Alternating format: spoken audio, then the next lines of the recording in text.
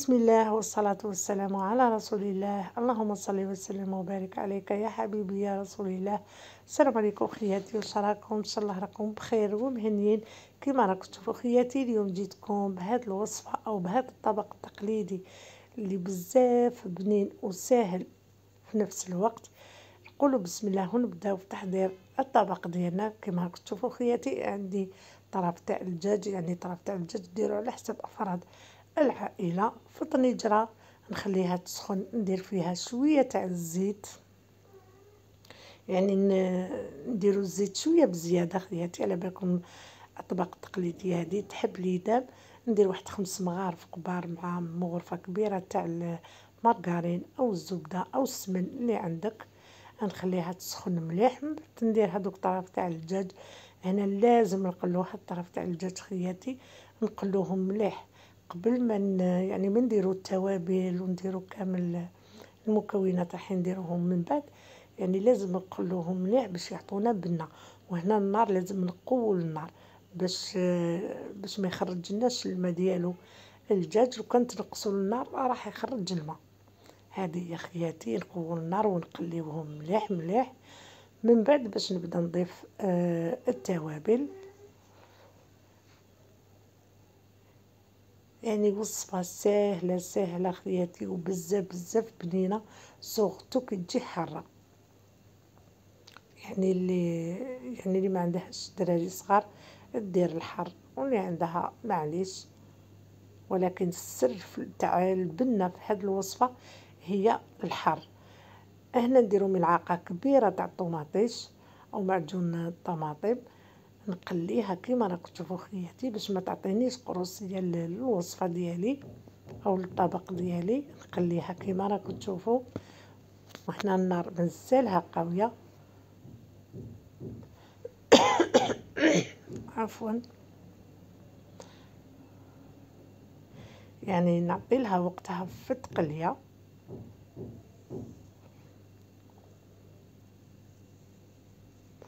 عندي واحد 5 فصوص ولا 6 فصوص تاع الثوم، وهاد الوصفه تحب كذلك الثوم.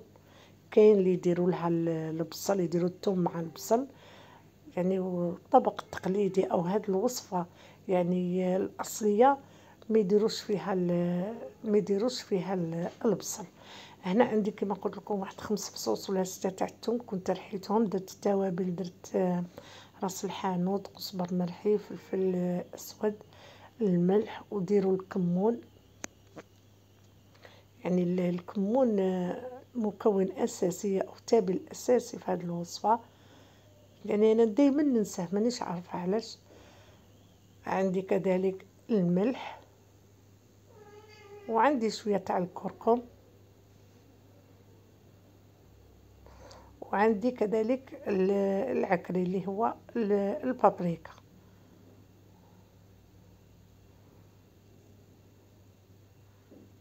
نكمل كما راكم تشوفوا نقلي. ولكن هنا كي درت الثوم والتوابل نقص للنار باش ما يتحرقوليش التوابل ديالي والثوم. لو كان يتحرقوا، يعني سورتو الثوم لو كانت تتحرق حتمد مروريه الوصفه تاعنا وتمد لنا كو ماشي كامل، يعني ماشي كامل بنين. هنا ندير كي نكون نقلي، ندير واحد الفنجان تاع الماء. دائما خياتي كي ديروا لي زيبيس او التوابل ديروا شويه تاع الماء باش ما يتحرقوا لكمش، وقعدوا تقليو. يعني السر في البنه تاع الماكله تاع سورتو الوصفات هذو او الاطباق التقليديه، يعني في التقليه لازم نعطوهم وقتهم في التقليه. كيما راكم تشوفوا يعني عطيتها وقتها في التقليه خياتي.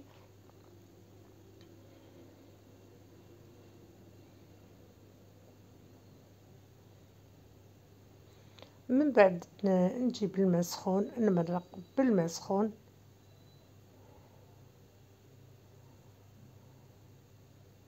حتى يتغطى عليه الدجاج، نغلق عليه ونخليه يطيب. من بعد راح نكملوا المراحل اللي قعدوا. هنا خياتي كما راكم تشوفوا عندي الحميصه. هنا الحميصه تاعي راهي طايبه، وعندي البطاطا. شوفوا خوياتي البطاطا ولا كانت صغيره قطعوا الحبه على 2، ولا كانت الحبه كبيره قطعوها على 4 ولا على 6. هنا بعد ما تخلي الطياب في الدجاج يعني طيب نص طياب، ونضيف هذيك الحميصه والبطاطا ونغطي عليه نخليه يطيب. كما قلت لكم خياتي اللي تحب الحار دير الحار. انا كنت درت 2 حبيبات تاع فلفل حار، هذاك الرقيق كامل، ماشي فلفل دريس نسيت واش يقولوا له. يعني درت 2 حبيبات في الاخر طلقوا لي يعني هذيك نسموا لي الماكله. هذا ما كان لان ولادي ما يحبوش الحار. وهاي ديك الوصفه تاعنا او الطبق ديالنا خياتي راهو جدي شاهي ما شاء الله. تجي هذيك المريقه بزاف بنينه سورتو كيما قلت لكم خياتي تجي حاره. هذه هي شوف كيفاش خرجت. هذه وصفه تقليديه وسهله وتوالم لحد الشهر الكريم. نبدلو شويه خياتي. شهيتكم في الجنه ونقول لكم مع السلامه في وصفه اخرى ان شاء الله. السلام عليكم وصحه فطوركم.